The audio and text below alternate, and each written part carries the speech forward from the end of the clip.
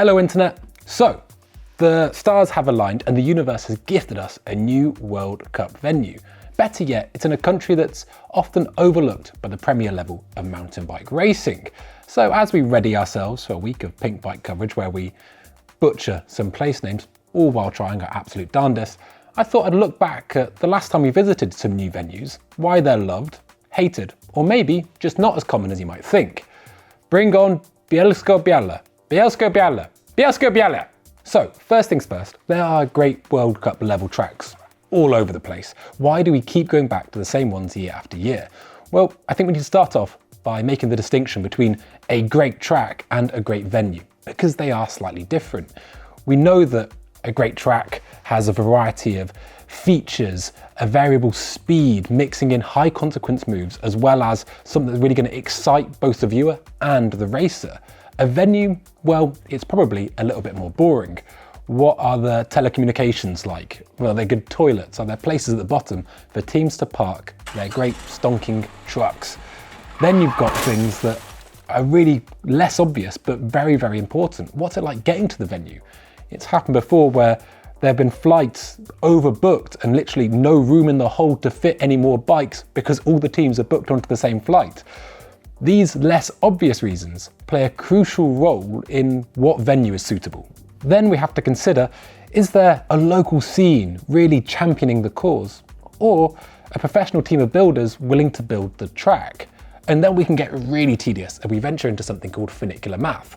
If we have a set amount of slots in a funicular and it goes so many times per hour, you can quickly work out how quickly you can get a set amount of riders to the top. This sometimes can mean that quite simply there isn't the infrastructure in place to get riders to get enough runs in, and the queues can be horrific in practice sessions. But also, and very importantly, would it help? People often say, why doesn't Whistler have a downhill World Cup? Wouldn't that be an amazing use of the venue? Well, yeah, it would, but does Whistler need a downhill World Cup? Not really. I mean, they're chocker the whole summer long, and there's probably not that much appetite from the tourist board or the powers that be to make it happen. So you do need that little bit of magic and local people that really advocate for the race and are really determined to get a race to their area for a World Cup to even stand a chance of appearing there. So as we get ready for this new venue, I thought it'd be fun to look back at some of the teething issues previous new venues have had, as well as casting an eye over the racing and see how they turned out.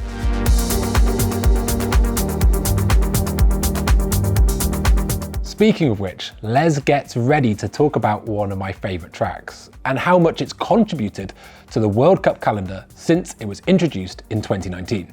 I know this isn't a true first-time venue, but it is a very different track to the one that was raced on almost 2 decades ago.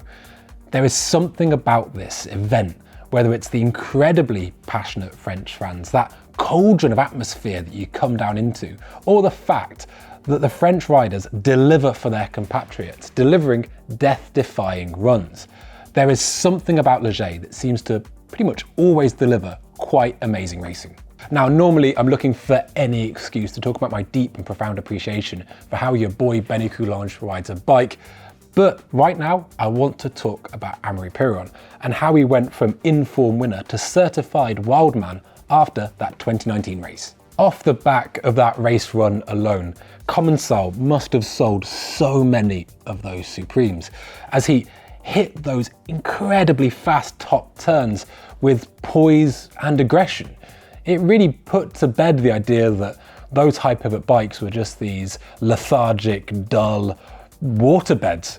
And that thing was ridden on a knife's edge, and the racing was absolutely fantastic. Let's face it though, the track did have teething problems, most notably on that drop in the lower part of the course that claimed Rachel Atherton's Achilles in quite a brutal incident. It goes to show how difficult it is to make a World Cup track that's absolutely perfect, because it's looking to strike a balance between something that is going to challenge the best riders in the world, but also not be unnecessarily dangerous. All in all though, Ligier has become an instant classic as a venue because of the amazing racing delivered on track. Plus, it has the added benefit of being able to lean on the infrastructure left behind by the ski industry. In the 1990s in France, it did this thing called snowing, although it hasn't happened in years. And the infrastructure is so great that it makes it an oven-ready World Cup venue because it's just got so much accommodation and an amazing lift network.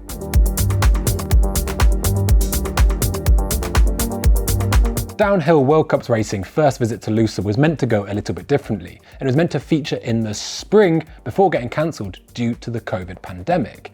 It actually ended up making up half of that year's racing because it operated as a double header alongside Maribor in the autumn. Why isn't Maribor on this list? Well, it's an amazing venue and is often visited on the IXS European Cups. However, it's actually featured relatively recently for Downhill World Cup racing, and that track is actually largely unchanged with many of the same key elements. Lousa, however, Lousa was a brand new track. The track in Portugal actually starts from halfway down the hill, but you can carry on going all the way to the top of the ridgeline, and there is a huge network of riding. The track itself offers a great mix of what the downhill riders really wanted to see. However, it was almost a good thing that it came later in the season because it can get unbelievably hot there in the summer, and once that spring race was cancelled, it was probably better waiting a few months until it cooled off. The dirt there is really grippy in the wet, and the track seemed to offer a fantastic blend of big features, questionable hucks, but also wide open sections and plenty of line choice. It's a reason it's one of the chosen destinations for suspension testing in Europe, because the easy uplift at the top, the fantastic local scene, and the general vibe that the community really wants mountain bike to happen in the area means that it's the perfect place to bring a World Cup race to. The last race of that year had a feel-good podium of Minar, Bruni, Walker, Edmondson and Atwill, and it saw two young guns claim their first and to date only overall titles, with Walker and Marine Cabarrou taking it. The racing was absolutely fantastic, and the changeable conditions and somewhat deteriorating dirt meant that although it was a double header, we saw almost two different tracks.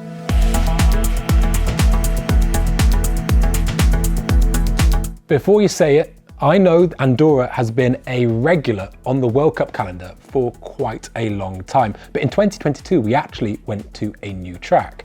Now, it might not be immediately obvious when you're watching it, but there was always something a little bit different about Andorra. Normally, you pit at the bottom and the riders take a lift to go to the top of the track. However, in Andorra, you pitted at the top and you rode down to the bottom. But the finish corral was incredibly tight in Andorra and was right next to the main road running through the town.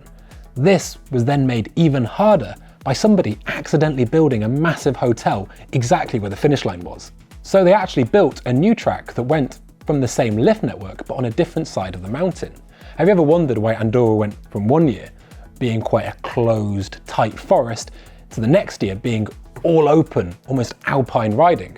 Well, that's why. However, that's not to say there weren't significant teething problems. Riders loved the all-out speed of the upper section and how it represented the absolute best of modern downhill. Secondly, riders hated the all-out speed of the top section and how it represented the absolute worst of modern day downhill. To say it was divisive would be something of an understatement, and it felt like it represented something of a junction of what World Cup downhill was. Was it trying to replicate motocross, or is it about doing slower, more technical tracks? Either way, the vantage points from the top were absolutely amazing, and the viewing was really good. It really lent itself to the spectacle of an online broadcast. But to say it was universally loved would be very much untrue. For 2023, the track developed further. Most notably, they actually changed the way you came into the finish corral and made it a lot safer. However, it being up in the open means that it's incredibly dry, and track deterioration is a real theme.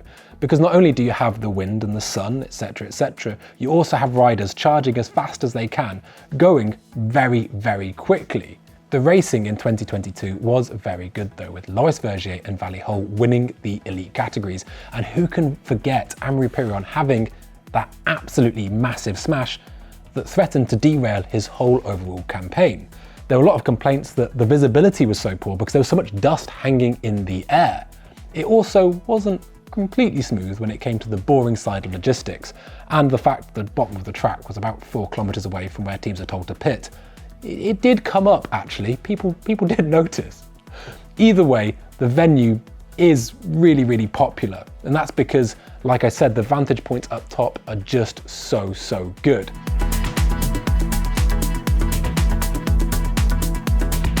speaking of weather, that leads me nicely onto my next venue.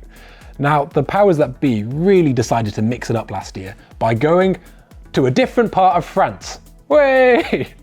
Now, the GoPro footage released before the event, well, it showed how deceiving sometimes camera angles can be, because to be honest, it looked kind of tame with a long commute across the top before going into what looked to be not particularly spectacular steeper sections through a wooded area. But how wrong we were. Romain Poulin, who has mixed it with the very best of them in the EWS and downhill, was responsible for creating a course. And what a course he created. There was speed, there was tech, there was committing jumps, there was line choice, there was everything you'd want to make a modern downhill course great. The track consisted of a very fast, wide open upper section before some steeper wooded areas. However, what I really liked was how technical the jumps were. It wasn't just a case of going trail speed and doing a bit of a pull. You had to be really, really precise. And I liked the fact that it played into different riders' strengths. One subsection of riding skill that it didn't play into, at least for the juniors, was the wet weather riders. Because it got so bad, they actually cancelled the junior race. Now, Cathro, as a Scotsman, is something of an authority on riding in piss wet conditions. And he did a really great video where he explained it wasn't so much just the track conditions, but also it was access should someone have a crash. Now, this type of contingency planning is a little bit less glamorous than talking about just making the hardest downhill courses we can, but it is really important, because it's all very well and good to say they should be riding on the hardest things possible, but if they have a crash, really badly injure themselves and then can't get out, well, that sounds like a bad day in the office for anyone. The riders seemed to really gel with the track when it was open, and Valley Hole took the win ahead of Nina Hoffman, with Loic Bruni winning in the male category ahead of what would have been a very popular win for Dakota Norton. Either way, the racing was great, and I'm excited to go back again. So there we have it. There's my quick run through of previous visits to new World Cup venues. Now, of all the World Cup venues that you'd like us to go back to that aren't featured on the calendar anymore, where would you like it to be? And explain to me why it's definitely Schladming. Thanks guys, and we'll catch you next time.